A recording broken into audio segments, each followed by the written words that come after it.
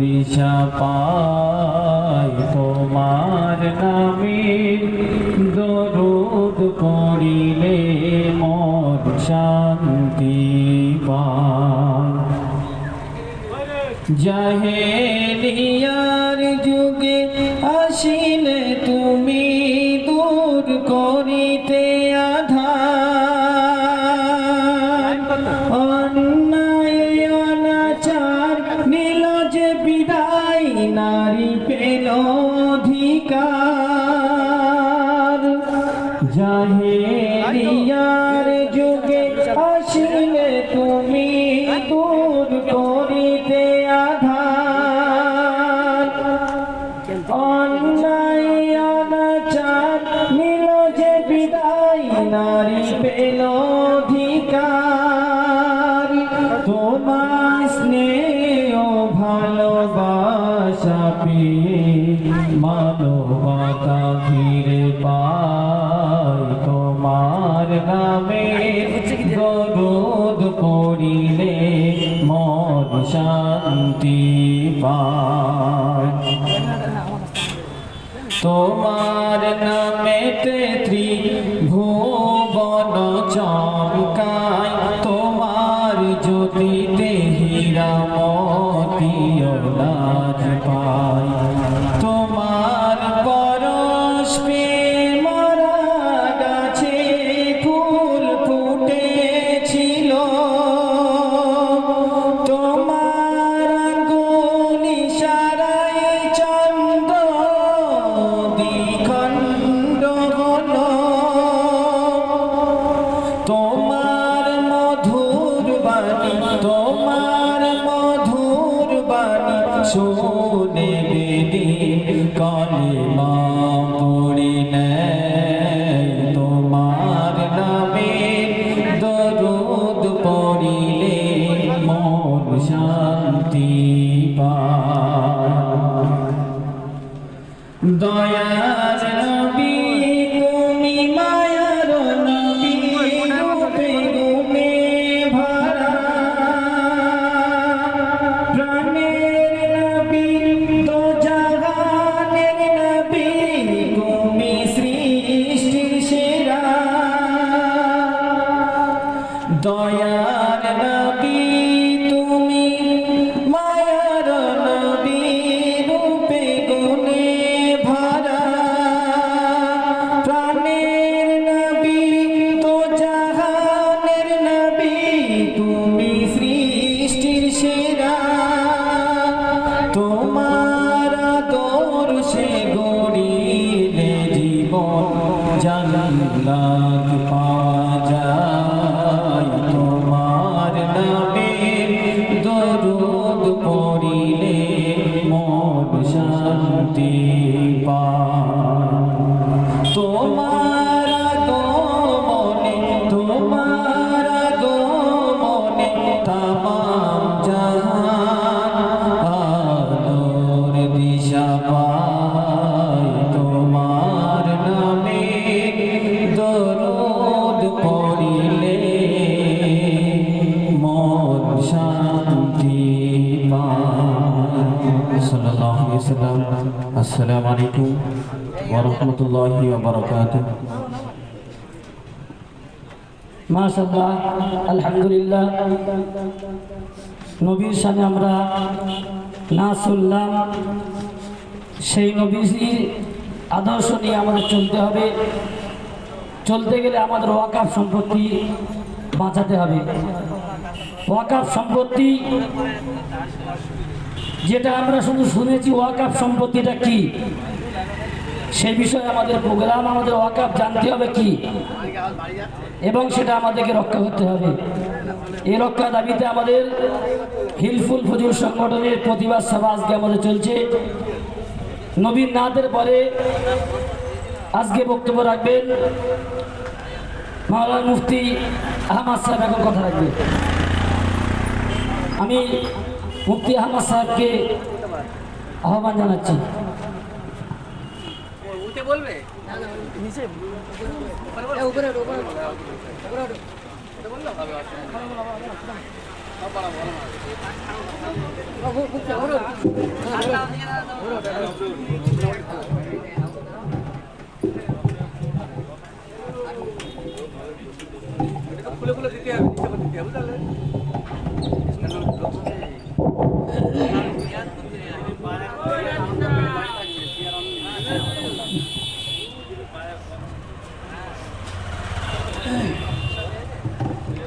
السلام عليكم ورحمة الله وبركاته.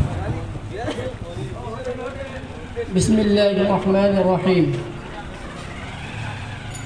نحمده ونصلي على رسوله الكريم. أما بعد، فأعوذ بالله من الشيطان الرجيم. بسم الله الرحمن الرحيم. واعتصموا بحبل الله جميعا ولا تفرقوا. صدق الله العظيم. وقال الله تبارك وتعالى: وأن المساجد لله فلا تدعوا مع الله أحدا. صدق الله العظيم. সমস্ত প্রশংসা সেই মহান আল্লাহ রাব্বুল আলামিনের দরবারে, যে আল্লাহ রাব্বুল আলামিন আমাদেরকে একটা বড় গুরুত্বপূর্ণ সমাবেশ বা মজলিসে আমাদেরকে সবাইকে একত্রিত করেছেন।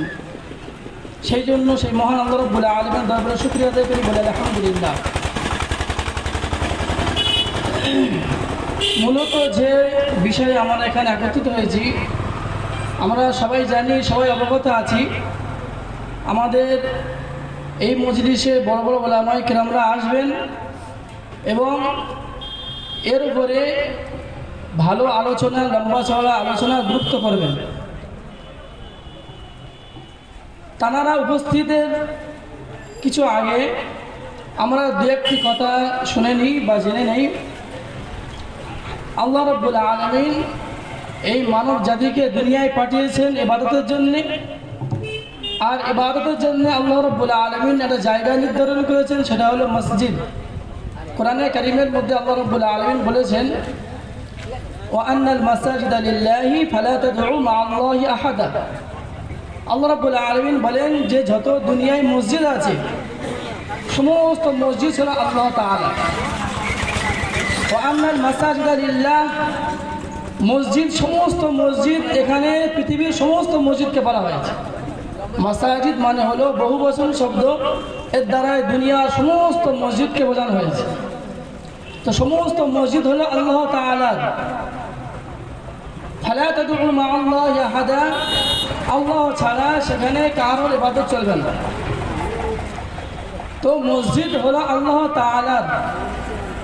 এই আয়াত দ্বারা আমাদের বুঝতে হবে যে আজকে এখানে আমরা যে উপস্থিত হয়েছি, এই যে ওয়াকফ, এই ওয়াকফ সম্পর্কে এই আয়াতের মধ্যে জড়িত আছে।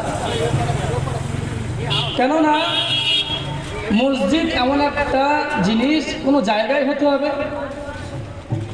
দুনিয়ায় যত মসজিদ আছে, মসজিদ কোনো জায়গায় হতে হবে, জায়গার উপরে মসজিদ হয়। পৃথিবীর জমিনে মসজিদ করতে গেলে জায়গার উপরেই করতে হয়। যেহেতু মসজিদ জায়গার উপরেই হবে, এই জায়গাটা কিভাবে হবে, এই জায়গাটা কার নামে হবে? তো কোরআন এবং হাদিসের আলোকপাতে মসলা এটাই যে এই সম্পত্তি কারোর ব্যক্তিগত নামে হয় না, এটা আমরা সবাই জানি। সেই জন্য দেখা গিয়েছে সে আদম আলাইহিস সালাম থেকে নিয়ে শুরু করে হোক বা আমাদের নবীর আগমনের পরে হোক, যত দুনিয়ায় মসজিদ হয়েছে কারোর ব্যক্তিগত নামে না। এবং আমরা দেখি যে অনেক আমাদের পূর্বপুরুষেরা তারা ব্যক্তিগত কোনো নামে মসজিদের জায়গা ওয়াকফ করে না। এটা করলে প্রবলেম হতে পারে, মানুষের মধ্যে দ্বন্দ্ব হতে পারে। কোনো ব্যক্তি যদি কোনো নিজের জায়গায় মসজিদ করে, সর্বসাধারণের সেখানে উপস্থিত হওয়া অসম্ভব হতে পারে। ব্যক্তিগত কোনো মানুষের দ্বন্দ্ব হতে পারে, ব্যক্তিগত কোনো মানুষের ঝগড়া হতে পারে। যখন দেখবে আমার জায়গায় মসজিদ, তা আমি ওই ব্যক্তিকে আসতে দেবো না। অথচ আল্লাহ রাব্বুল আলামিন দুনিয়ায় যে মসজিদ নির্ধারণ করতে বলা হয়েছে বা দুনিয়ায় যে মসজিদ বানাতে বলা হয়েছে, এই মসজিদ সর্বসাধারণের। আল্লাহর ঘর, আমরা সবাই জানি যে আল্লাহর ঘর একটা নিম্ন শ্রেণীর মানুষ থেকে নিয়ে উচ্চ শ্রেণীর মানুষ সবাই সেখানে যেতে পারে। সেই জন্য ইসলামের একটা ঐতিহ্য এটাই, ইসলামের একটা ভালো দিক এটাই যে মসজিদে গরিব, মিসকিন, ফকির, বড় লোক, ধনী লোক, মন্ত্রী বা যে ধরনের মানুষ হোক না কেন, যত শিক্ষিত মানুষ হোক না কেন, একত্রিত হবে, একই কাতারে গিয়ে নামাজ পড়ি আমরা। সবাই জানি এটা। সেই জন্য করে যাতে এই ভালোবাসা, এই ভ্রাতৃত্ব বজায় থাকে, সেই জন্যে এটাই শরীয়তের আইন, এটাই যে ব্যক্তিগত মসজিদ যদি বা হয় তবে সেটা জামাতের মসজিদ হতে পারে। তা নাহলে জামাত বা জুমা মসজিদ করতে গেলে সর্বসাধারণ করতে হয়। আর সর্বসাধারণ করতে গেলে কী করতে হবে? লিল্লাহি তাআলা, অর্থাৎ শুধুমাত্র আল্লাহর উদ্দেশ্যে আল্লাহর রাস্তায় দান করতে হয় যায়। যদি কোনো মসজিদের লিল্লাহ না করা হয় তার নামাজ পরিপূর্ণ শুদ্ধতা হতে পারে না বা হয়ও না।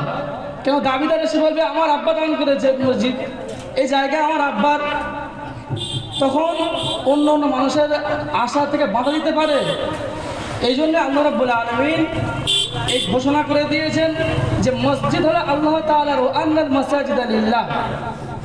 সেজন্য করে মাদ্রাসা, মসজিদ, খানকা, ওরকম কবরস্থান সব লিল্লাহ করতে হয় আল্লাহ রাব্বুল আলামিনের দরবারে, বা আল্লাহ রাব্বুল আলামিনকে রাজি খুশি করার জন্য তুমি দান করতে হয়। আমাদের পূর্বপুরুষেরা যখন মসজিদ দান করতো তো মসজিদ দান করার সময় উল্লেখ করতো না এটা কার, এরকম বলে দিত যে এই মসজিদটা আল্লাহ রাস্তায় দিয়ে দিয়েছি বা এই কবরস্থানটা আমি দান করছি আল্লাহর জন্য। তখন কাগজপাতি বা এরকমভাবে যেরকম আমরা নিজের জমির কাগজপত্র ঠিকঠাক করে রাখি, তখন আগের যেমন এরকম ছিল না। অনেক কবরস্থান এমন আছে, অনেক মসজিদ এমন আছে, অনেক মাদ্রাসা এমন আছে যে ওয়াকফ লিল্লাহ হওয়ার কারণে মসজিদের কাগজপত্র ঠিক নেই, এরকম আছে। সেই জন্য করে ভারতের সংবিধানের পুরোপুরি সংবিধান সম্মতি আমাদের ওয়াকফ বোর্ড একটা তৈরি করা হয়েছে ভারতবর্ষে, এবং অন্যান্য দেশে ওয়াকফ বোর্ড আছে। অনেক নেতারা এরকম বক্তব্যের মধ্যে বলেছে বা পার্লামেন্টেও বলেছে যে ওয়াকফ শুধু ভারতের আছে, অন্য কোথাও এরকম বোর্ড নেই। একদম মিথ্যা কথা। অন্য অন্য দেশেও ওয়াকফ বোর্ড আছে, সেখানে ওয়াকফ সম্পত্তিও আছে। কারণ সারা পৃথিবীও তো মসজিদ আছে, আর মসজিদ থাকা মানে ওয়াকফ করতেই হবে ওটা, এরকম কথা বলা মানে মিথ্যা কথা। আর সেখানে বিরোধিতা করার কেউ নেই পার্লামেন্টে, তার বিরোধিতা কেউ করতে পারছে না। সেজন্য করে এই মিথ্যা কথা সারা দুনিয়ায় ছড়িয়ে যাচ্ছে যে ওয়াকফ বোর্ড শুধু ভারতবর্ষে আছে, তা না, সারা বিশ্বে ওয়াকফ বোর্ড আছে। যত মুসলিম দেশ আছে ভারতবর্ষে, এই যত মুসলিম দেশ আছে পৃথিবীর মধ্যে, সারা পৃথিবীর সমস্ত মুসলিম দেশে, সব দেশে ওয়াকফ বোর্ড আছে। আর ওয়াকফ বোর্ডের নির্ধারিত একটা নিয়ম নীতি আছে। এত যাবৎ আমরা 2024 পর্যন্ত দেখেছি বা 25 পর্যন্ত দেখেছি যে ওয়াকফ বোর্ডের যে নিয়ম নীতি আছে, আমাদের মুসলিমরা সেই ওয়াকফ বোর্ডের একটা নিয়ম নীতি কানুন একটা নির্ধারণ করে দিয়েছিল যে এইভাবে চলবে, এইভাবে। কেননা শুধু ওয়াকফ বোর্ড মুসলিমদের বোর্ড, কেন মসজিদ রক্ষা করবে অন্য কোনো ধর্মের মানুষ না। মসজিদ মাদ্রাসা সব তো আল্লাহর জন্য, আর মসজিদ মাদ্রাসা রক্ষা করার দায়িত্ব মুসলিমদের, অন্য কোনো বেধর্মীদের দায়িত্ব নেই। সেই জন্য করে এই আইনের মধ্যে শুধু মুসলিমদেরকে নেওয়া হয়েছে যে ভারতবর্ষের সমস্ত মুসলিমরা এই ওয়াকফ বোর্ডের দায়িত্ব থাকবে। এতদিন যাবৎ এরকম হয়ে আসছিল। আজ বর্তমান সময়ে সেই নিয়ম নীতি সব বাতিল করে দিয়ে আমাদের পার্লামেন্টে ঘোষণা করে দেওয়া হয়েছে কি যে না, ওয়াকফ বোর্ডে কিছু সংশোধনী করা হবে। এই সংশোধনী করলে ক্ষতি কী হবে? আমাদের সর্বসাধারণ যে মানুষ আছে, আমরা গ্রাম্য মানুষ, আমরা তো ওই জায়গায় যাই না বা ওই জায়গা সম্বন্ধে জানি না। অনেক মানুষ এমন আছে এই সম্বন্ধে জানেই না। এই ওয়াকফ বোর্ডের সংশোধনীর মধ্যে এমন এমন বিল তাতে পাশ করা হয়েছে, এমন এমন নিয়ম পাশ করানো হয়েছে যে নিয়মটা একদম সম্পূর্ণ সংবিধান বিরোধী। যেমন সেই বিলের মধ্যে একটা উদাহরণস্বরূপ বলা যেতে পারে যে কোনো মসজিদ বা মাদ্রাসা যদি 5 বছর যাবৎ কাজকর্ম বন্ধ থাকে, সেখানে যাওয়া আসা বন্ধ থাকে কোনো কারণবশত হোক বা জায়গার সমস্যার কারণবশত হোক, সেখানে কী করে দেওয়া হবে? সরকার এসে বলবে কি যে এই জায়গা আমাদের কবজায় আছে, আমরা এটাকে পরিচালনা করব। তা সরকার যেহেতু কি মুসলমান বিরোধী সবাই জানি, তো উনি কী করবে? সরকার কী করবে? সম্পূর্ণভাবে মসজিদ মাদ্রাসা কী করবে? বলবে ব্যান্ড এখন চলবে না। ডাইরেক্ট হতে বলবে না যে নামাজ পড়বে না, কিন্তু বলবে কি এখন মসজিদে যাওয়া চলবে না, বন্ধ এখন। এরকম হতে পারে, এরকম বিল পাস করানো হয়েছে। সেজন্য করে আমরা এর আগে তো আমরা জানি না, এর বিরোধিতা করতে পারিনি, বা মুসলিম সেরকম পার্লামেন্টের কোনো সদস্য নেই যে যারা এর বিরোধিতা সম্পূর্ণভাবে করবে। এত কম ভোট হয়েছে যার কারণে বিল পাস হয়ে গেছে। তো এখন কথা নিয়ে কি অনেকে বলছে যে পাস হয়ে গেছে আর কি করে যাবে। তো পাস হওয়ার পরেও আমরা বিরোধিতা করলে যখন সারা ভারতবর্ষব্যাপী এরকম বিরোধিতা চলবে, তখন ভারত সরকার বুঝবে না এটা মুসলিমদের কেউ অ্যাকসেপ্ট করছে না, এটা তখন কী করবে, এর মধ্যে আরও সংশোধন করতে পারে, এটাকে প্রত্যাহার করতে পারে, এই আশা নিয়ে আমাদের এই সমাবেশ করা হচ্ছে। শুধু এই জায়গায় নাই, সারা ভারতবর্ষে সমাবেশ হচ্ছে। এখনই একজন আসছিলাম বলছিল যে তো আইন হয়ে গেছে, তো আবার কি হচ্ছে, আইন হয়ে যাওয়ার পরে কি আর বিরোধিতা করলে কি সে আইন প্রত্যাহার হবে? কিন্তু প্রত্যাহার হতে পারে, এই আশা নিতে হবে আমাদের। শুধুমাত্র বাড়ি বসে থাকলে হবে না, কেননা পরে কি হবে এ কেউ জানে না। ওরা যে বলছে আমাদের দায়িত্ব, আমরা যা করবো তাই, তো ওদের যখন দায়িত্ব চলে যাবে, কোনো একটা বিরোধী পার্টির নেতা বা বিরোধী পার্টি কেউ নেই যে মুসলমানদের সে দরদি আর মুসলমানদেরকে ভালোবাসে।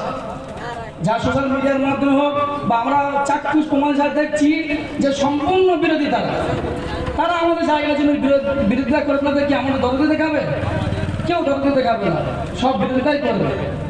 সেজন্য করে আমাদের এখনো বিরোধী করতেই হবে, কেন এর আগে অনেক আইন পাস হয়েছে, যেমন 3 তালাক আইন পাস হয়েছে। তো অনেক মুসলমান, ভারতবর্ষ সব মুসলমান কি করেছে, এরকম প্রোটেস্ট করেছে, এরকম সমাবেশ করেছে।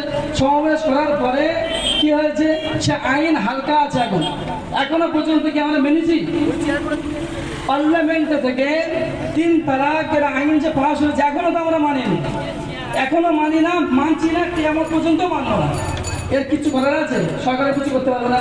সুতরাং যদি 3 তালাক দিয়ে দেয় কোনো স্বামী স্ত্রীকে, 3 তালাক পড়েই যাবে। সরকারের আইন কি 3 তালাক করবে না? কিন্তু আমাদের যে শরিয়াতের বিধান এটাই যে 3 তালাক একত্রিত হবে, কেউ যদি দেয় সঙ্গে সঙ্গে 3 তালাক পড়েই যাবে। সেজন্য আইন আমরা মানছি না। এই আইন এখন যে পাস হয়েছে আইনও আমরা মানছি না, আর আমরা মানব না। সেজন্য করে আমাদের প্রতিবাদ চলবে, সারা ভারতবর্ষে চলছে, সমস্ত গায়ে গায়ে, গ্রামে গ্রামে, পাড়ায় পাড়ায় গিয়ে কী করতে হবে, আমাদের সমাবেশ করতে হবে, এর বিরোধিতা করতে হবে। সেজন্য আমরা চেষ্টা করব এরকম বিরোধিতা করা, কমসে কম আমাদের ইমানি দায়িত্ব এটা। অনেকে মনে করছে কিচ্ছু হবে না, কিচ্ছু হবে কি না হবে সে আল্লাহর উপর ছেড়ে দিই, কিন্তু আমাদের তো ইমানি দায়িত্বটা করতে হবে।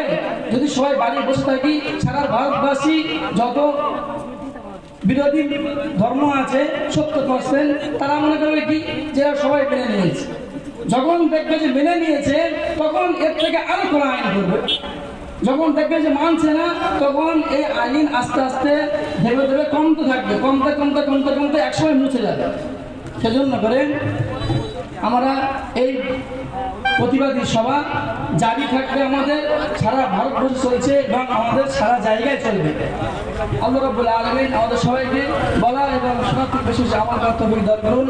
আর এরকম আমরা বারবার এগুলো আমরা আমাদের এলাকার মধ্যে ছয়, অনেকে জানে না এই বিষয়ে, অনেকে জানে না বা অনেকে অবগত নেই যে ওয়াকফ সম্পত্তিটা কি। ওয়াকফ সম্পত্তি হলো মুসলমানদের সম্পত্তি, আর এটা দেশের একটা জমিনের সম্পত্তি, এটা দেশের জমিন।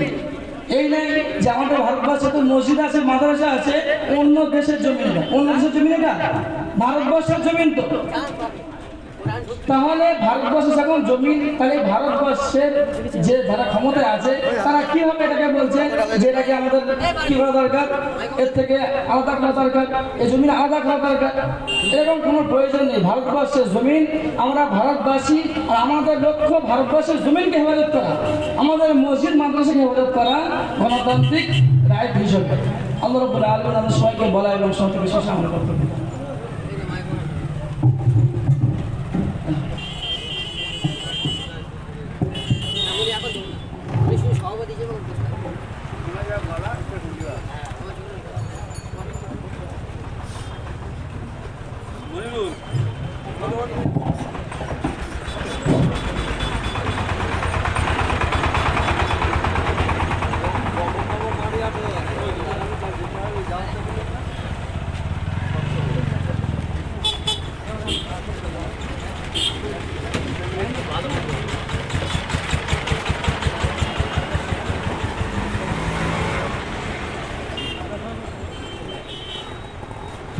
আলহামদুলিল্লাহ, আমাদের সম্মুখে মুফতি সাহেব হুজুর হাজির হয়েছেন।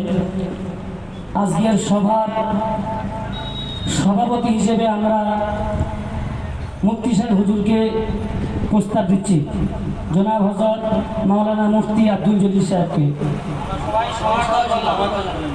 আলহামদুলিল্লাহ।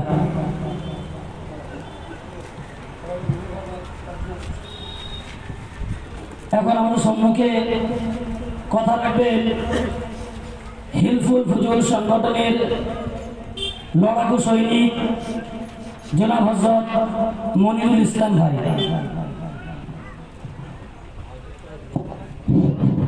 আলহামদুলিল্লাহ, আজকে যে হেল্পফুল সংগঠনের তরফ থেকে আমাদের যুগদিয়ার জমিনে এমন একটা সভা করতে চলেছে যে এই সভাটা আমাদের প্রত্যেকটা রাজনৈতিক দলের নেতাকর্মীদেরও করা দরকার আছে।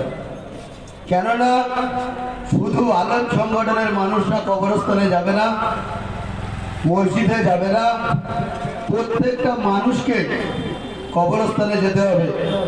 সেই কবরস্থানের পূর্ণ হেফাজত করার দায়িত্ব কিন্তু আমাদের প্রত্যেকের। আমি মনিরুল সর্দার 2006 সাল থেকে জমিয়তের সংগঠনের দায়িত্বে কাজ করে আসছি।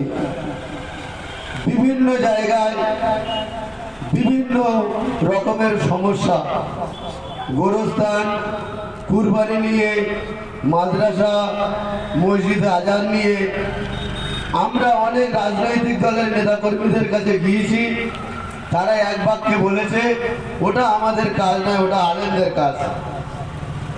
আজকের আমি 2006 সাল থেকে দেখছি পশ্চিমবাংলা সরকার এককালীন দিল্লির পার্লামেন্টের কাছে আবেদন করেছিল পশ্চিমবাংলায় গোহত্যা বন্ধ করতে হবে, মসজিদে আজান দেওয়া বন্ধ করতে হবে, আমাদের ঘুমের ডিস্টার্ব হচ্ছে। তখন কিন্তু এই আলেমরাই মাথায় কাফন বেঁধে দিল্লির রাজপথ বন্ধ করেছিল। তারপরে সরকার কর্তৃপক্ষরা তাদেরকে জেল ভরিয়েছিল।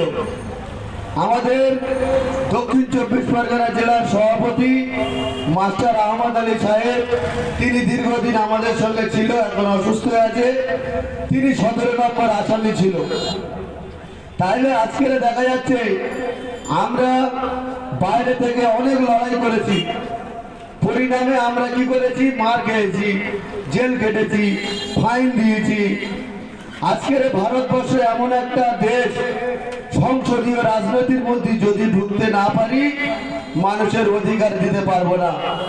আজকের আমাদের মাথার মুকুটমণি মাওলানা সিদ্দিকুল্লাহ চৌধুরী সাহেবের নেতৃত্বে ধর্মতলায় যে একটা সভা হয়েছে, হচ্ছে, হবে কালকেরে। পশ্চিম বাংলার বুকে অনেক আলেম উলামারা আছে, তারা দায়িত্ব নিতে চাচ্ছে না, তারা মার খেতে পারবে না, জীবন দিতে পারবে না, অর্থ দিতে পারবে না। তাই অনেক মুসলমান আমরা না জেনে না বুঝে সেই হুজুরের নামে বদনাম দিচ্ছি। তবে আমি সেই মুসলমানকে বলবো, আমরা জবান চালানোর আগে আমাদের দেখো, জবানটা এমন একটা জিনিস, এ জান্নাতে নিয়ে যাবে আর এই জবান জাহান্নামে নিয়ে যাবে। আমরা দায়িত্ব নিয়ে কোনো একজন আলেমের নামে মন্দ কথা বলার আগে ভাববো ইনশাআল্লাহ। আজকের আমাদের এই সমাবেশ আগামীকাল ধর্মতলায় ব্রিগেড সমাবেশ করেছে সম্পত্তি রক্ষা করার জন্য।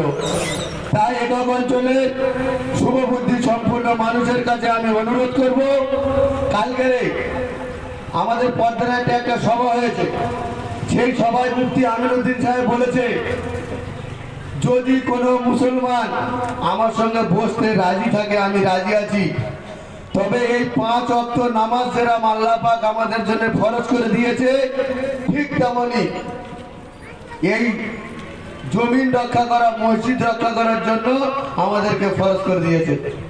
আগামীকাল আমরা যে যেখানে থাকি না কেন প্রত্যেকেই আমরা ধর্মতলায় যাবো ইনশাআল্লাহ। আর একটা কথা বলি, অনেকেই বলছে যে বিল পাস হয়ে গেছে আর হবে না। তবে আমরা নিশ্চয়ই জানি ধনঞ্জয় বলে একটা লোককে 2006 সালে ফাঁসি দেওয়া হয়েছিল। সেই ফাঁসি দেওয়া হয়েছে আমাদের যে সমস্ত সরকার তারা আইন পাস করে নিয়েছিল, কিন্তু রাষ্ট্রপতির কাছে দরখাস্ত করা হয়েছিল, রাষ্ট্রপতি সই দেয়নি। এখনো পর্যন্ত আমাদের সুপ্রিম কোর্ট এই রায়ের সই দিতে বাকি আছে। যদি আমরা তারা সরকার কর্তৃপক্ষ লোক পাঠিয়ে যদি দেখা যায় একজন বেশি আছে এই রায়ের পক্ষে, তাহলে কিন্তু সেটা রায় হয়ে যাবে, আর যদি না থাকে তাহলে ও রায় ক্যান্সেল হয়ে যাবে। সেই জন্য করে আজকের আমরা প্রত্যেকে সর্বদল মত নির্বিশেষে সবাই মিলে আমরা কালকের ধর্মতলায় যাবো ইনশাআল্লাহ। এই কথা বলে আমি আমার বক্তব্য শেষ করছি। হিলফুল ফজল সংগঠন জিন্দাবাদ, জমিয়ত উলামা হিন্দ জিন্দাবাদ, সারা ভারতবর্ষ ঐক্য জিন্দাবাদ, মাওলানা সিদ্দিকুল্লাহ চৌধুরী সাহেব জিন্দাবাদ।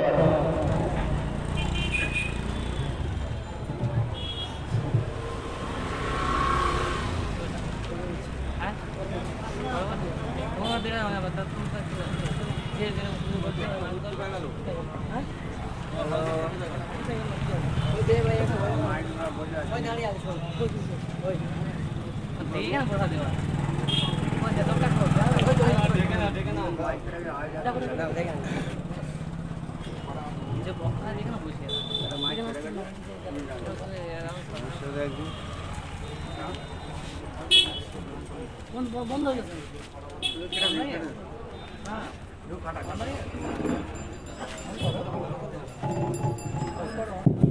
আসসালামু আলাইকুম ওয়া রাহমাতুল্লাহি ওয়া বারাকাতুহু। আজকের আমাদের এইখানের সমাবেশ বা আমরা যে সমবেত হয়েছি তার মূল উদ্দেশ্য আমরা জানি, কিসের জন্য আমরা এসেছি। তো যাই হোক, আমরা হিলফুল ফজল সংগঠন যুগিয়ার যে সদস্যরা আমরা আছি, আমরা অনেক বুদ্ধিতে আমাদের কম আছে বা আমরা এখন ইয়ং বয়স, আমাদের অনেক কিছু ভুলভ্রান্তি হচ্ছে আপনাদের সম্মুখে, আপনারা ক্ষমার চোখে দেখবেন। কারণ ইতিপূর্বে আমরা এরকম ধরনের কোনো সভা করিনি, যার কারণে আমাদের পরিচালনা করতে একটু অসুবিধা হচ্ছে। আমাদের অনেক আলেম ওলামা যাদেরকে এই বিষয়ের জন্য দাওয়াত দেওয়া হয়েছে, আলহামদুলিল্লাহ তারা অনেকে এসে গিয়েছে, আবার অনেকে আসছে এবং অনেকে অন্য মিটিংয়ে আছে।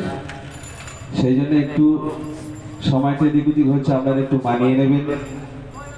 দিনের জন্যে, আল্লাহর ঘর রক্ষার জন্যে, মসজিদ মাদ্রাসা খানকা মার্কাজ হিফাজতের জন্যে আজকে আমরা এখানে সমবেত হয়েছি।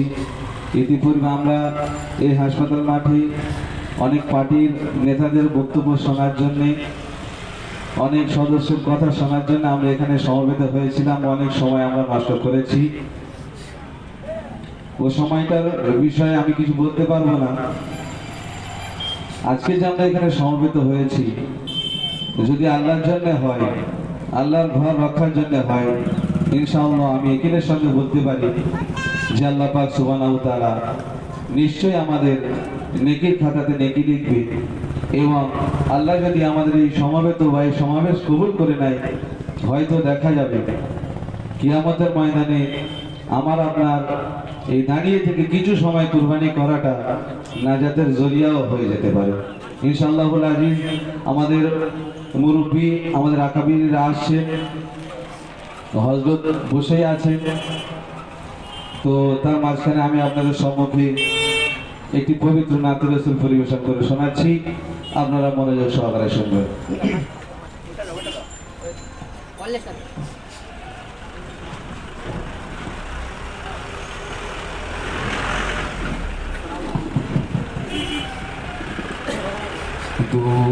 দূরারবের মরুর বুকে,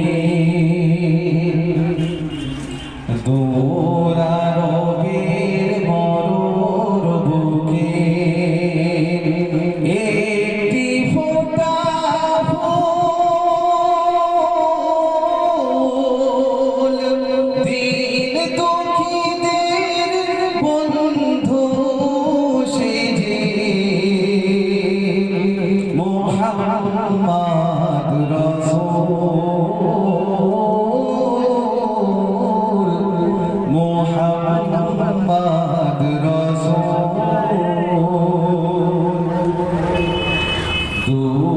দুরারবির মরুর বুকে একটি ফোঁটা ফুল দিন দুঃখীদের বন্ধু সেজে মুহাম্মদ রাসূল মুহাম্মদ রাসূল সুনীল নাভে চাঁদ সিতারা যার নামেতে মতোয়ারা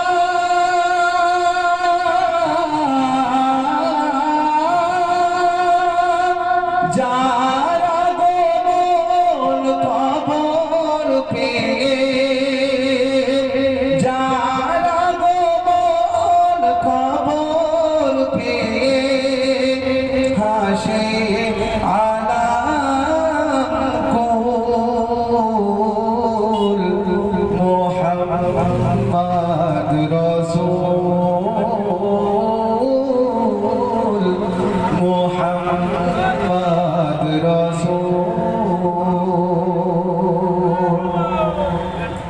পাপী তাপীর সহায় যে জন সেই তো মোদের সুরহিত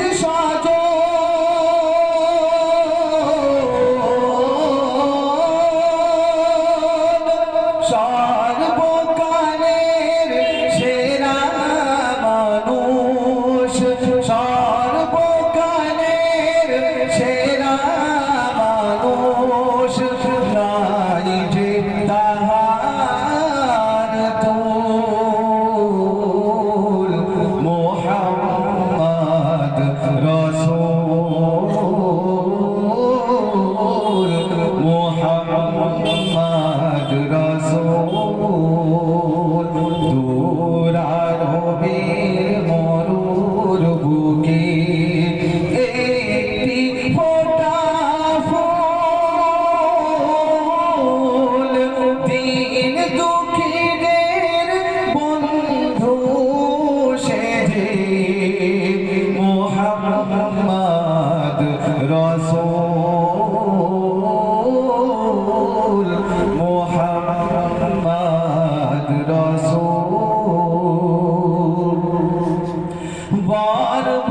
বর্বরতার পাষাণ বুকে মোর তো মানুষ ধুকে ধুকে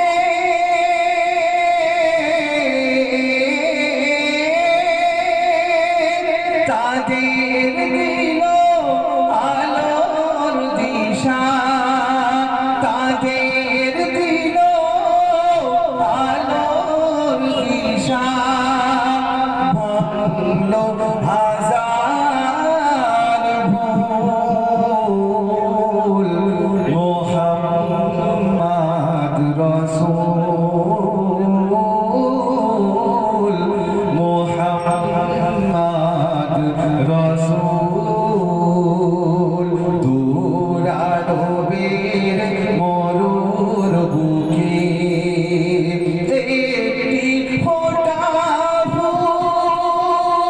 ফুল দিন দুঃখীদের বন্ধু সেজে মুহাম্মদ রাসূল মুহাম্মদ রাসূল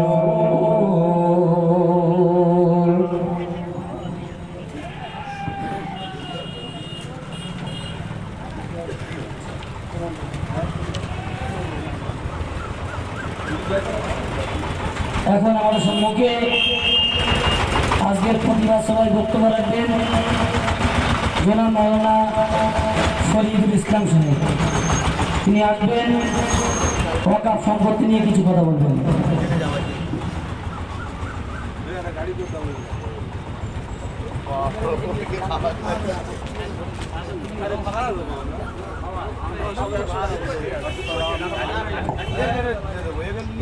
আসসালামু আলাইকুম ওয়া রাহমাতুল্লাহি ওয়া বারাকাতুহু। সম্মানীয় দিন দরদি ভাতৃবৃন্দ, ওলামায়ে হযরত, আমার প্রাণপ্রিয় জমিয়ত উলামার হিন্দের পক্ষ থেকে আজকের জুদিয়া হসপিটাল মোড়ে হিফজুল এর পক্ষ থেকে একটা প্রতিবাদ সভা অনুষ্ঠান করা হয়েছে। এই অনুষ্ঠান কোনো নিজস্ব ব্যক্তিগতর জন্য নয়, এই অনুষ্ঠানটা হচ্ছে আজ সারা ভারতবর্ষের মধ্যে আপনারা শুনেছেন, টিভি এবং অন্যান্য নিউজের মধ্যে আপনারা শুনেছেন, মুসলমানদের ওয়াকফ সম্পত্তি নিয়ে মুসলমানদের মসজিদ এবং মাদ্রাসাগুলো নিয়ে আজ ভারতবর্ষে ভারত সরকার মুসলমানদের উপরে অত্যাচারের যে রোলারকে চালিয়েছে, সেই প্রতিবাদে আজ বেনিপুর হসপিটাল মোড়ের এই প্রতিবাদ সভা। এই সভাগুলো জাতির জন্য নয়, এই সভা হচ্ছে মুসলমান উম্মতে মুসলমানের জন্য। আজ আমি একটা কথা আপনাদের সামনে বলতে চাই, আমরা হচ্ছে উম্মতি মুহাম্মাদি, আমরা খালিদ বিন ওয়ালিদের হচ্ছে আমরা অনুসরণকারী, অনুগমনকারী। আজ আমরা অপরের জিনিস আমরা হস্তক্ষেপ করছি না, আমরা আগামী করব না। কিন্তু জেনে রাখবেন, ওয়াকফ সম্পত্তি হচ্ছে কারোর ব্যক্তিগত সম্পদ নয়, এটা ভারতবর্ষের মুসলমানের ওয়াকফ দেওয়া সম্পত্তি। আমরা আমাদের সম্পত্তিকে, ওয়াকফ সম্পত্তিকে বাঁচানোর জন্য আজ আমাদের শরীরের মধ্যে বিন্দু বিন্দু রক্ত থাকতেও আমরা এই জিনিস আমরা আমাদের হাত থেকে আমরা রেহাই করতে আমরা ছেড়ে দেবো না ইনশাআল্লাহ। আপনারা জানেন, আল্লাহ পাক সুবহানাহু ওয়া তাআলা কোরআনের কারীমের মধ্যে একটা আয়াত অবতীর্ণ বলেছেন, ইয়া আইয়ুহাল্লাযীনা আমানু দুখুলু ফিস সিলমি কাফা ওয়া লা তাত্তাবিউ খুতুওয়াতিশ শাইতান ইন্নাহু লাকুম আদুউউন মুবিন। আল্লাহ সুবহানাহু ওয়া তাআলা তার পবিত্র কালামুল্লাহ শরীফের মধ্যে আয়াতটা অবতীর্ণ করেছেন, যার অর্থ হচ্ছে এই, আল্লাহ সুবহানাহু ওয়া তাআলা কোন খ্রিস্টান, কোন জৈন, কোন ইহুদি, কোন নাসারা আল্লাহ পাক সুবহানাহু ওয়া তাআলা এরকে লক্ষ্য করে বলেননি। আজ আল্লাহ পাক সুবহানাহু ওয়া তাআলা আমাদেরকে একটা মনোনীত দিন দিয়ে দিয়েছেন, একটা ধর্ম দিয়ে দিয়েছেন, যে ধর্মের বার্তা বহন করছে আমাদের নবী জনাবে মুহাম্মদ রাসূলুল্লাহ সাল্লাল্লাহু আলাইহি ওয়াসাল্লামের আদর্শে অধিষ্ঠিত। আমরা হচ্ছে শেষ নবীর উম্মত। আজ এই ওয়াকফ সম্পত্তি ভারতবর্ষের মধ্যে আজ মুসলমানকে নিয়ে ছিনিমিনি করছে। আজ হাইকোর্ট থেকে রায় করা হলো মুসলমানের মসজিদকে বন্ধ করে দেওয়ার জন্য, মাদ্রাসাগুলো বন্ধ করে দেওয়ার জন্য। আজ মসজিদ হচ্ছে কোনো ভারত সরকারের নয়। যারা আজ বিল পাস করে যাচ্ছেন, যারা আজ কালা কানুন নিয়ে যারা আজকে দিচ্ছে, আজ ফোটে যারা ছুটছেন, এক শ্রেণীর মানুষ তারা আনন্দে আত্মহারা হচ্ছে। কিন্তু জেনে রাখবেন, একটা আপনাদের কাছে উদাহরণ স্বরূপ দিয়ে দেওয়া হচ্ছে ভাই, যেটা আপনারা কিছু খারাপ মনে করবেন না। আমরা অপরের জিনিস নিয়ে আমরা অপরের জিনিসের উপরে হাত বাড়াই না, অপরের জিনিসের উপরে আমরা আমাদের কোনো লোভ লালসা নেই। আর কিন্তু আমাদের বাপ ঠাকুরদা এই ভারতবর্ষের জমিনে তারা শুয়ে আছেন। এই ভারতবর্ষের আজকের আজ আমরা যে দাঁড়িয়ে আজ এই যে আমরা হসপিটাল বলে আজকের কথা বলার মতো প্রয়াস, এটা আমাদের এতদিন ছিল না, কিন্তু আজ আমাদের চক্ষু করে দেখিয়ে দিয়েছে। তাই প্রত্যেকটা ভাই বোনদের কাছে, প্রত্যেকটা মা বোনের কাছে আপনারা টিভি এবং মোবাইলে নিউজ পেপারের মধ্যে আপনারা দেখেছেন, আর সারা ভারতবর্ষের মধ্যে নয়, দিল্লির মধ্যে, দিল্লির রাজপথে আপনার সমস্ত কুতুব মিনারে আর কলকাতার বুকে আজকের এই ওয়াকফ সম্পত্তি নিয়ে তারা জীবন দেওয়ার জন্য প্রস্তুত। কিন্তু তারা তাদের ওয়াকফ সম্পত্তি দিতে ইচ্ছুক নয়। সেই জন্য করে আজকে আমি একটা কথা বলতে চাই, যে কথা আমি বলতে যাচ্ছিলাম, আল্লাহ পাক সুবহানাহু ওয়া তাআলা বললেন, ইয়া আইয়ুহাল্লাযীনা আমানু, ওই ইমানদার ব্যক্তিগণ তোমরা শুনে রেখে দাও, সব সময় তোমাদের গর্তের মধ্যে লুকিয়ে থাকা চলবে না। আজ এসে সময় এসেছে, আবু জেহেলের দল এসে গেছে, ফিরাউনের দল এসে গেছে মুসলমানকে নিপাত করার জন্য, মুসলমানকে এই ওয়াকাত সম্পত্তিগুলো তারা হস্তক্ষেপ করার জন্য। কিন্তু জেনে রাখবেন, যারা এই চিন্তা ভাবনা নিয়েছেন, যারা এই রকম চিন্তা ভাবনা করছে, তাদের সমস্ত ওয়াকাত সম্পত্তির কথা হাত দেওয়া তো দূরের কথা, আজ আমাদের জীবনের শরীরের মধ্যে এক বিন্দু রক্ত থাকা সত্ত্বেও আজ আমরা প্রতিজ্ঞাবদ্ধ হচ্ছে ইনশাআল্লাহ, যার জন্য আজকে আমাদের মাথার মগর হযরত মাওলানা সিদ্দিকুল্লাহ সাহেব আগামী কাল বিশাল থেকে বিশাল, বৃহত্তর থেকে বৃহত্তর একটা আমাদের কলকাতার মধ্যে সমাবেশ করেছেন। কেন? আজ মুসলমান আজ জেনে নেই মুসলমানের কবরস্থান। আজ আমি আপনি মরে যাব, আমাদের বাপ দাদা মরে গিয়েছে এই ভারতবর্ষের স্বাধীন করতে গিয়ে, তাদের শরীরের রক্ত তারা দিয়ে এই ভারতবর্ষকে স্বাধীন করেছে। তারা জানে জন্মেছে যখন, মৃত্যু হবে যখন, মাথায় মৃত্যুর পরে আমাদের একটা স্থান হবে যেটার নাম কবরস্থান। আমরা অপরের জায়গা কবরস্থান আমাদের শরীরটাকে সাহিত্য করবো না। আমরা আমাদের শরীরটা আমাদের সেই রক্ত দেওয়ার জমিনে সেই ভারতবর্ষের মধ্যে আজ আমাদের শরীরটাকে আমরা আমাদের নিজেদের জায়গার মধ্যে আমরা আবদ্ধ করব। আর সেই সমস্ত সরকারের কাছে প্রশ্ন, আর বলুন আপনার কোন ক্ষতি করেছি, মুসলমান আপনার কোন ধ্বংস করেছে?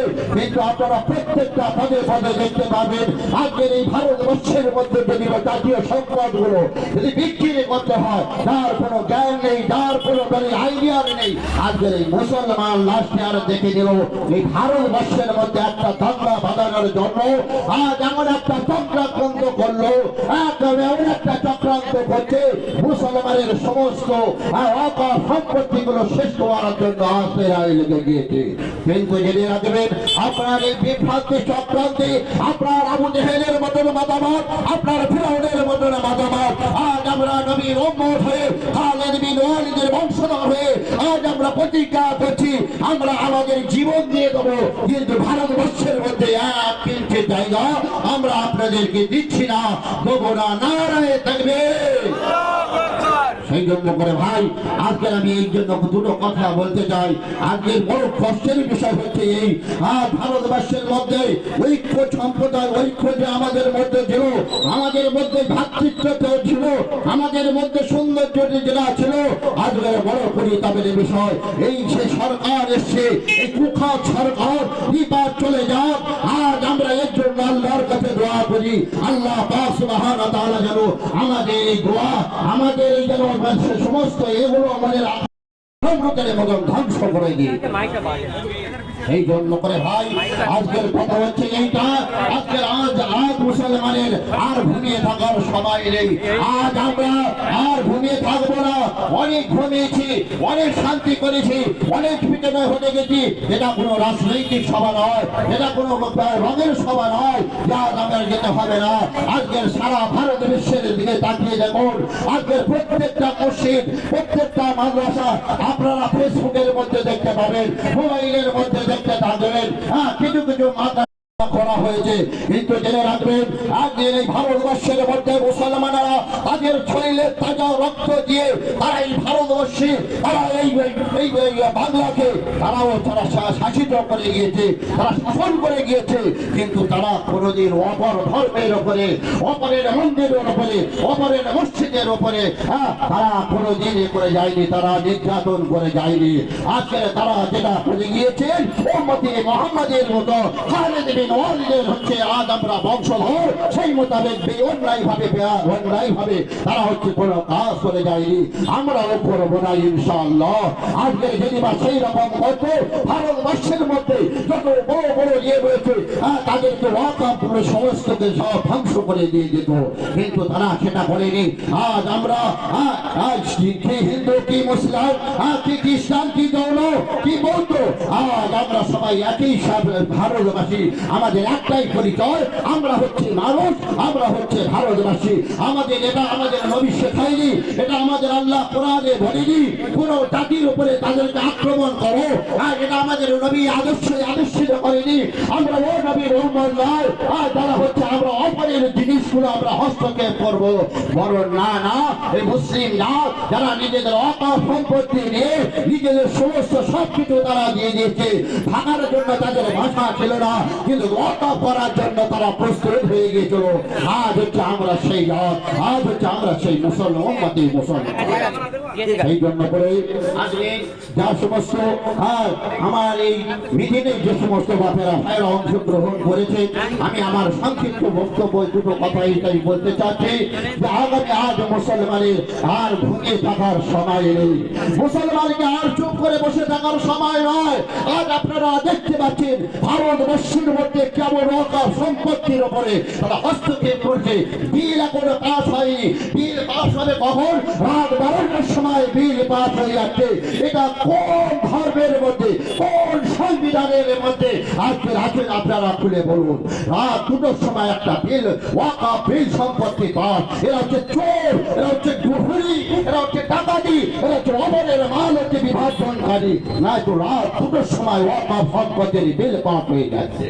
ও মুসলমান, আজকের জেনে রাখবে, আজ যদি আমরা এখনো পর্যন্ত ক্ষান্ত হয়ে, এখনো পর্যন্ত যদি আমরা চুপচাপ মেরে আমাদের নিজের নিয়ে স্বামী স্ত্রী নিয়ে আমরা আনন্দই রাখোয়ারা হয়ে থাকি, আর এটা যদি বা মনে মনে ভাবি যে ওটা হচ্ছে ভারতবর্ষে, দিল্লি হচ্ছে, ওটা গুজরাটে হচ্ছে, ওটা ইউপি হচ্ছে, ওটা কলকাতায় হচ্ছে, কিন্তু জেনে রাখবেন আগামীকাল আমার এবং আপনাকে মরতে হবে। মরার পরে আমার আপনার শরীরটা দাফন কোথায় করে দেওয়া হবে, যেটা নাম মুসলমান ভাষায় বলা হয়, কোরআনের ভাষায় বলা হয় আল কবর, অর্থাৎ কবরের মধ্যে আমাদের এই শরীরটাকে দাফন করে দেওয়া হবে। কিন্তু জেনে রাখবেন সেই কবরস্থান যেখানে আমার শরীরটা সাজিয়ে গুছিয়ে নিয়ে যে কবরের মধ্যে রেখে রাখবে, আজকের ভারত সরকার সেই কবরটা কবজা করার জন্য কিছু কিছু জায়গার মধ্যে কবরস্থানের মধ্যে সেখানে তালা মেরে দিয়ে দিয়েছে। এখনো পর্যন্ত মুসলমান আপনি চুপ করে বসে থাকবেন? আপনি খালিদ বিন ওয়ালিদের সন্তান, বংশধর, আপনি এখনো পর্যন্ত সেই আপনার অবস্থান, আপনার শরীরটা যেখানে রাখা হবে, আপনি এখনো পর্যন্ত চুপচাপ মেরে ঘরের মধ্যে থাকবেন। কিন্তু জেনে রাখবেন আগামীকাল আপনার শরীরটা কোথায় রাখা হবে। ও মুসলমান, জেনে রেখে দাও, ও তোমরা জেনে রেখে দাও। তো আজ আমরা যেরকম প্রকাশ্যে ভাবে নামাজ পড়ছি, আপনারা মিডিয়ার মাধ্যমে দেখেছেন, সংবাদের মাধ্যমে দেখেছেন, টিভির মাধ্যমে থেকে আপনারা দেখেছেন যে কিছু কিছু দরগাগুলো সেখানে ভাঙচুর চলছে। আজকের আইন এখন তখন আমাদের ভারতবর্ষের যিনি হচ্ছে রাষ্ট্রপতি, যে মহিলা ভদ্র মহিলাজি, তিনি হচ্ছে এখনো স্বাক্ষর করেনি, অথচ সেখানে হচ্ছে দরগাগুলো ভেঙে সেখানে হচ্ছে আপনার এখানে পতাকা লাগিয়ে দিয়ে দিচ্ছে। এটা কোন সংবিধানে আছে, কোন সংবিধানে আছে আপনি আপনারা দেখান।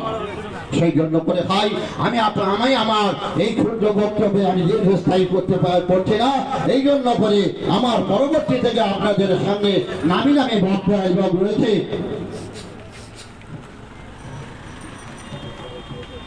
সেই জন্য করে বলি ভাই যে আজকের মুসলমানের এখন জাগ্রত হবার সময়, আমরা সবাই জাগবো ইনশাআল্লাহ।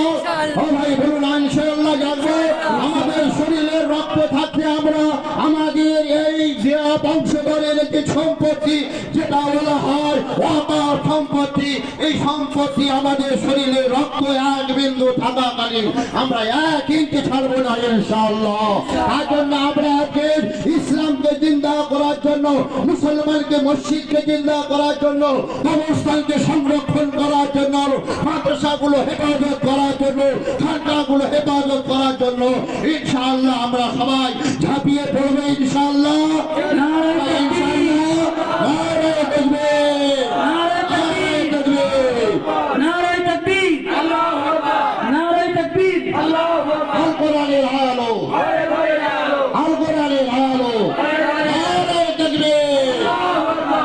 এই জন্য করে ভাই আমি আমি আপনাদের কাছে আরো দুটো কথা বলতে চাই যে আজকের এই যে কোরআন নিয়ে এই যে আপনারা শুনেছেন, হ্যাঁ, কিছুদিন আগে আজকের মুসলমানরা মসজিদে আজান দেবে, মুসলমানরা মসজিদে আজান দেবে, তার জন্য একটা কম তারা হচ্ছে লেগে গেছে, তাদের ঘুমের দৃষ্টান্ত হয়ে যাচ্ছে, তাদের ঘুম নষ্ট হয়ে গেছে। তার জন্য লড়াই কারা করেছিল? আপনাদের মতো সাধারণ মানুষ এগিয়ে আসেনি, এসেছিল কারা? এই যারা ভারতবর্ষে স্বাধীন করতে গিয়ে ইংরেজকে জুতো মেরে এই ভারত থেকে তাড়াতে গিয়েছিল, হ্যাঁ, যারা ওই যে ভারতকে স্বাধীন করার জন্য তারাই সর্বাগ্রে প্রথম সারিতে ছিল। কারা? এই খালেদ বিন ওয়ালিদের সন্তান, খালেদ বিন ওয়ালিদের হচ্ছে বংশধর, এরা হচ্ছে আলেম ওলামা।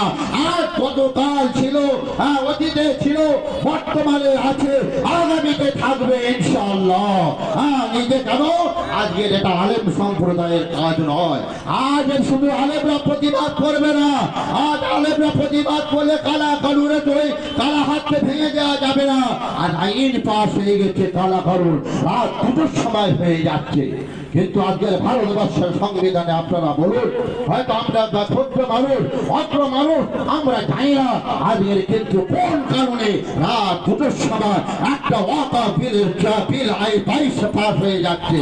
সেই জন্য করে আপনার মুসলমান আজ আর আমাদের আপনাদের আর ঘুমিয়ে থাকার সময় নয়, আমাদের জাগ্রত হতে হবে, আমাদের প্রতিবাদ করতে হবে, গলি গলি থেকে, বাড়িতে বাড়ি থেকে, ইনশাআল্লাহ। আর তার থেকে সব থেকে বড় জিনিস হচ্ছে এই ওয়াতাসিমু বিহাবলিল্লাহি জামিআ।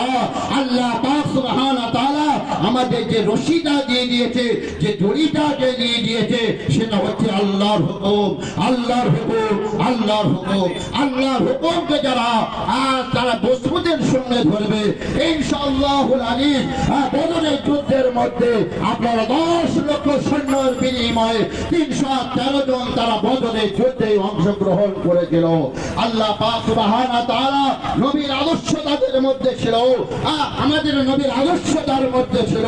তাই আল্লাহ পাক সুবহানাহু ওয়া তাআলা ওই 313 জন মানুষকে 10 লক্ষ বেঈমান ইহুদিদের সামনে হাওয়ার মতো উড়ে দিয়ে দিয়েছে, দ্বীন ইসলামকে জিন্দা করে রেখে দিয়েছে, মুসলমানরা জয়ী হয়ে গেছে। আজ আমরা এখানে দাঁড়িয়ে দাঁড়িয়ে এই আল্লাহ রাব্বুল আলামিনের খোলা আসমানের নিচে সেই আল্লাহর কাছে আমরা কাকুতি মিনতি করে আল্লাহর শীতকে আমরা মজবুতের সঙ্গে জানাবো। আইন যদিও পাস হয়ে যায়, আল্লাহ হচ্ছে বুলুবির মালিক। যেমন 313 জন সাহাবাকে যেমন বদরের যুদ্ধ থেকে আল্লাহ পাক এই দ্বীন ইসলামকে অন্ধকারের মধ্যে থেকে দ্বীন ইসলাম আলোকে দ্বারা সারা পৃথিবীর মধ্যে আজ পর্যন্ত আমাদের কাছে প্রজ্বলিত করে রেখে দিয়েছে। ইনশাআল্লাহ আজ আমরা ভারতবর্ষের মুসলমান, আজ আমরা যুগদিয়ার মুসলমান, বেনিপুরের মুসলমান, গোপনের মুসলমান, পঞ্চরথের মুসলমান, পশ্চিমবঙ্গের মুসলমান। আজ যদি একতা বদ্ধ হওয়ার পরে আমরা যদি আমরা এইটা ফিরিয়ে চাই, আমরা ওয়াকফ সম্পত্তি ফিরিয়ে চাই, ওয়াকফের বিরুদ্ধে আমরা যদি ভোট চাই, ওয়াকফের বিরুদ্ধে যদি আমরা যদি স্লোগান করি, তো ইনশাআল্লাহ ইনশাআল্লাহ সুম্মা ইনশাআল্লাহ আল্লাহ পাক আবার আমাদের হাতে ওয়াকফ সম্পত্তির চাবিটা এই মুসলমানের হাতে আল্লাহ পাক দিয়ে দেবেন ইনশাআল্লাহ। সেই জন্য করে ভাই, আপনারা হয়তো একটু অধৈর্য হচ্ছে, এটা অধৈর্য সময় আর নেই, আজ আর অধৈর্য সময় নেই। আমাদের দেয়ালে পিঠ থেকে গিয়েছে। আজ কেন? তারা হচ্ছে আমাদের বাড়ির মা বোনদেরকে টানাটানি শুরু করেছে। আজকের বলুন, আপনারা মেনে নিতে পারবেন? আপনার বাড়ি থেকে আপনার বাড়ি আছে, আপনার ঘুমোতে দেবে না। ও মুসলমান, আসরের আযান হয়ে গেল, আপনি মসজিদে গিয়ে নামাজ পড়তে পারবেন না। এটা আপনারা সবাই মেনে নেবেন? সবাই মেনে নেবেন? আমাদের কবরস্থান আমরা কবরে দিতে পারবো না। আমাদের কবরস্থানের কমিটি আজ হচ্ছে কেন্দ্র সরকারের লোক থাকবে। মসজিদের কমিটি আজকের কোথায় থেকে মসজিদ হচ্ছে বা আজকের এর বিরুদ্ধে, আজকের কমিটির বিরুদ্ধে, কমিটির মধ্যে থেকে আজকের কেন্দ্র সরকার ঠিক করে দিয়ে দেবে এরা কিভাবে আজকের তারা এই সংগঠনগুলো চালাচ্ছে। কবরস্থানের আজকের কমিটি আস্থার মধ্যে হচ্ছে সরকারি লোক রাখতে হবে, মাদ্রাসার কমিটি তার মধ্যে সরকারি লোক রাখতে হবে। এটা কোন সম্মেলন, কোন আইন আছে, কোন কারণে আছে যে আজকের আপনার বেধর্মীকে নিয়ে? ওই আমরা তো আপনাদেরকে বলিনি যে আপনারা যখন ওয়াকফ বিল সংশোধন করছেন, আজকে আমাদের মুসলমান জাতকে দিতে হবে। আজ আমরা করে থাকবো, খালিদ বিন ওয়ালিদের সন্তানেরা তার মধ্যে থাকবে, আমরা তার মধ্যে যাই, আমরা আমাদের নিজস্ব মতামত সেখানে পেশ করবো। আমরা তো সেটা কোনোদিন আজও পর্যন্ত বলিনি, আজও পর্যন্ত বলিনি। আমরা হচ্ছে নীরব, আমরা হচ্ছে উম্মতি মুসলমান। আমাদের নবী এমন আদর্শ শিখিয়ে গিয়েছে, আমরা কোনো কওমের উপরে জুলুম করতে পারি না, পারিনি, পারছি না, আগামীতে করব না। কিন্তু জেনে রাখবে, আজকে যদি আমাদের ওয়াকফ সম্পত্তির উপরে, আমাদের বাপদাদা পূর্বপুরুষ কেলে সম্পত্তির উপরে আপনারা যদি হস্তক্ষেপ করেন, আমরা আজকে চ্যালেঞ্জ করে বলছি, আজকের এই আমরা বেরিপুর হসপিটাল করে চ্যালেঞ্জ করছি, আমরা আমাদের ওই কালা হাতটাকে, ওই শক্ত হাতটাকে আমরা সবাই মিলে তাদের হাতটাকে দুমড়ে তাদের হাতই করে ভেঙে দেবো ইনশাআল্লাহ। নারায়ে তাকবীর, নারায়ে তাকবীর, নারায়ে তাকবীর। আমি আপনাদেরকে অনেক রকম কথা বলে শোনাচ্ছিলাম, সময় খুব সংক্ষিপ্ত। আজকের এই কালা কানুনের বাতিলে আগামী দিনে প্রত্যেকের কাছে আমার একান্ত, আমার প্রাণ প্রিয় বাপেরা ভাইয়েরা, দিন দরদি ইসলাম মুসলমান ভাইয়েরা, ইমানওয়ালা সবার কাছে একান্ত করে ধরে আবেদন, আগামীকাল এখানে যা না হচ্ছে আজকের আপনারা শুনেছেন, আগামীকাল আমাদের কলকাতার বুকে জনাব হযরত মাওলানা সিদ্দিকুল্লাহ চৌধুরী ডাক দিয়েছেন, যাতে এই কালা কানুনটাকে ভারতবর্ষের মধ্যে মুসলমানের ওয়াকফ সম্পত্তি যাতে না আইনের আওতায় চলে যায়, তার বিরুদ্ধে প্রতিবাদ সভা করা হয়েছে। সেই জন্য প্রত্যেকের কাছে, প্রত্যেক জনগণের কাছে একান্ত করে ধরে আবেদন যে আমরা চাইব আমাদের মূল্যবান কিছু সময় নিয়ে আমরা ওই বৃহত্তর আন্দোলনে গিয়ে সবাই অংশগ্রহণ করবে ইনশাআল্লাহ। নারায়ে তাকবীর। ভাই এই বলে আমি আবার ক্ষুদ্র বক্তব্য আমি এখানেই শেষ করলাম। আসসালামু আলাইকুম।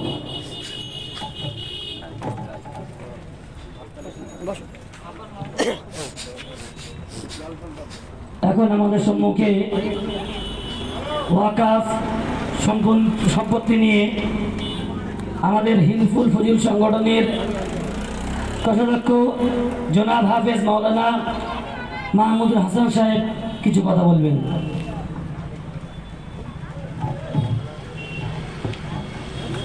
আসসালামু আলাইকুম ওয়া রাহমাতুল্লাহি ওয়া বারাকাতুহু।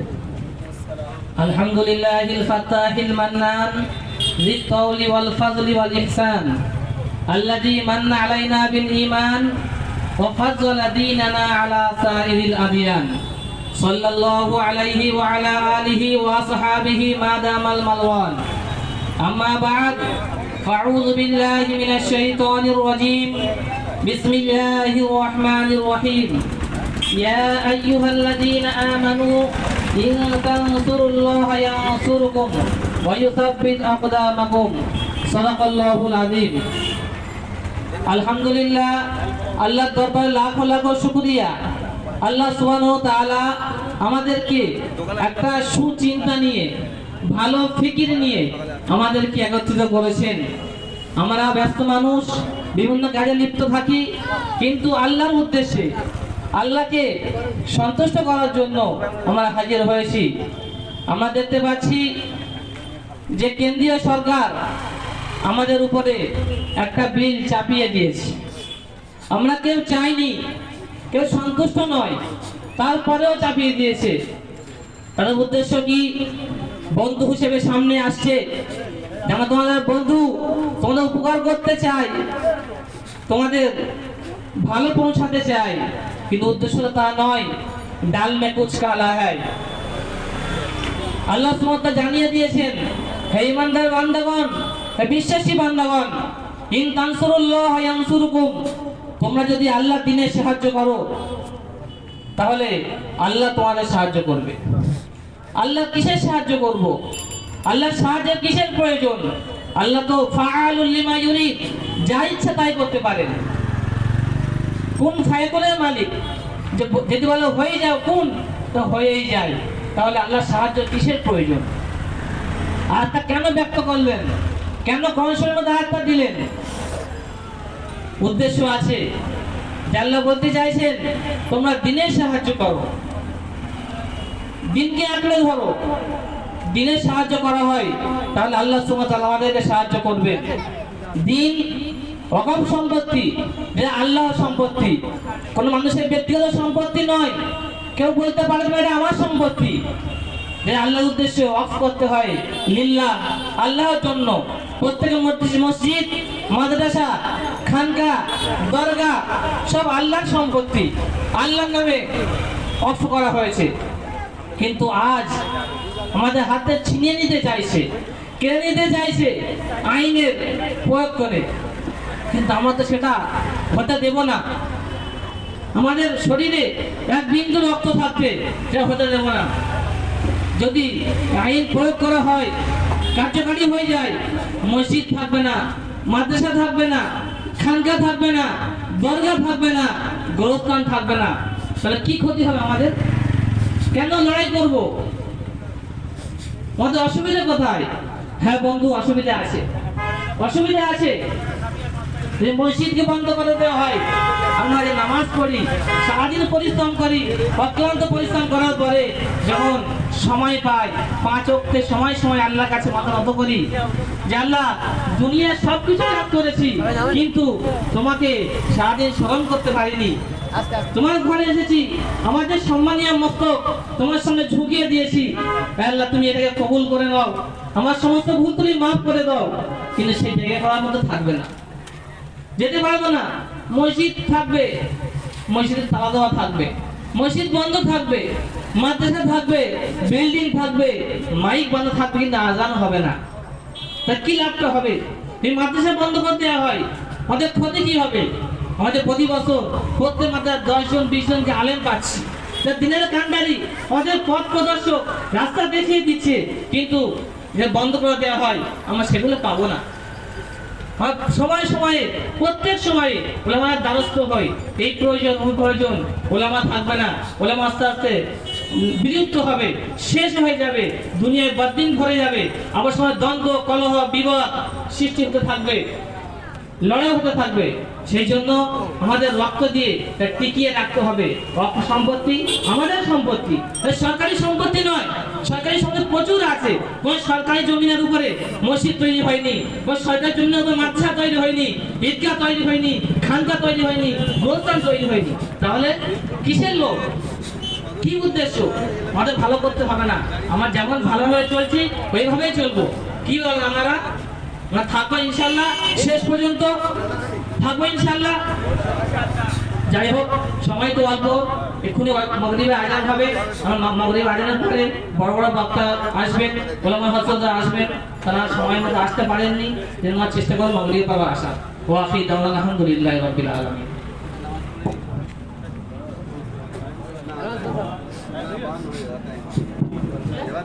আলহামদুলিল্লাহ, এবার আমাদের মাগরিবের নামাজ, তারপরে আবার প্রোগ্রাম চলবে। এই জন্য আমরা যারা এসেছি আবারও সময় ফারেক করে চলে আসবো। যারা আসতে পারিনি, আমরা আমাদের প্রতিবাদ জানানোর জন্য প্রত্যেকে উপস্থিত হবো ইনশাআল্লাহ। আল্লাহ তাআলা আমাদেরকে কামিয়াব করুন।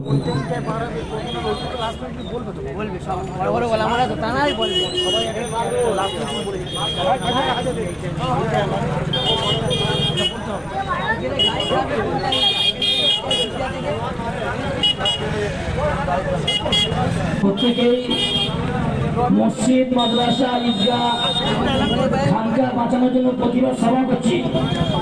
এটাও দায়িত্ব আমাদের, আল্লাহর হুকুম নামাজ আদায় করা। এজন্য এখানে যারা আছি প্রত্যেকেই মাদ্রাসায় গিয়ে মাগরিবের নামাজ আদায় করি। নামাজ আদায় করে আমরা এই প্রতিবাদ সভা এসে জমায়েত হব। যদি আমরা আমাদের রাস্তা নষ্ট করি তো ক্ষতি আমাদের হবে। বাঘ যখন বন ছাড়বে, পাড়ায় ঢুকে তো মার খাবে। আজকে আমরা মুসলমান, মসজিদ ছেড়েছি, মাদ্রাসা ছেড়েছি, তো আজকে আমাদের সর্ব জায়গায় লাঞ্ছনা বাঞ্ছনা। এই জন্য যারা আমরা আছি প্রত্যেকেই মাদ্রাসায় গিয়ে মাগরিবের নামাজ আদায় করব, আবার এখানে চলে আসবো ইনশাআল্লাহ।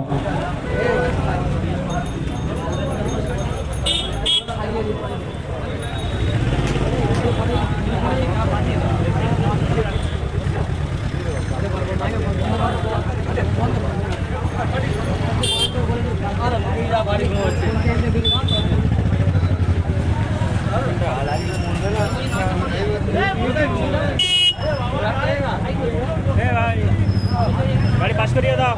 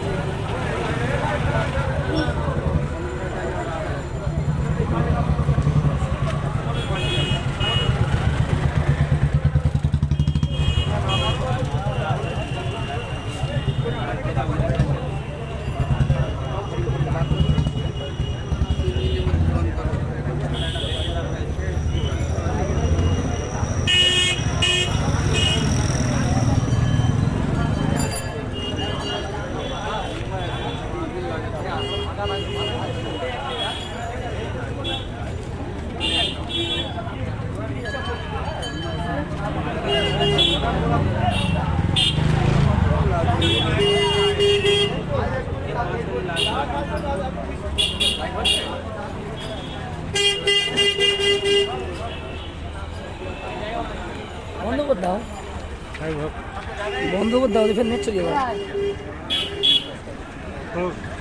বলে নাকি এখন খোল খোল